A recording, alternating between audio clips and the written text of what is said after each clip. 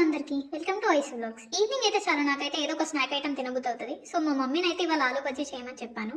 So అది ఎలా prepare చేసినా చూద్దాం. ముందైతే 4 ఆలుగడ్డను తీసుకొని వాటిని అయితే మంచిగా పీల్ చేసేసుకోండి. ఇప్పుడైతే వాటిని వాటర్లో వేసేసుకొని కొంచెం వాష్ చేసేసుకోండి. తర్వాత రౌండ్ షేప్లో మనం అయితే కట్ చేసుకుందాం. అన్నిటిని ఇలా కట్ చేసేసుకొని పక్కన పెట్టేసుకోండి. తర్వాత అయితే ఒక గిన్నెలో మనం శనగపిండిని తీసేసుకొని అందులో మీకు తగినంత ఉప్పు, కారం, మీ రుచికి సరిపడా, అలానే కొంచెం వంట సోడా, కొంచెం వాము వేసేసుకొని బాగా కలుపుకోండి. కలుపుకున్న తర్వాతకి మనం వాటర్ పోసేసుకొని అన్నీ మిక్స్ అయ్యేలా కలుపుకొని ఈ కన్సిస్టెన్సీ వచ్చే వరకు అయితే కలపండి. ఇప్పుడు ఈ మిశ్రమాన్ని పక్కకు పెట్టేసి ఒక కళాయి అయితే తీసుకొని అందులో ఆయిల్ పోసుకోవాలి.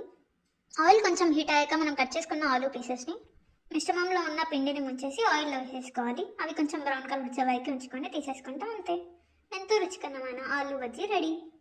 మీకు ఈ వీడియో నచ్చినట్టయితే లైక్ చేసి కామెంట్ చేయండి. బాయ్.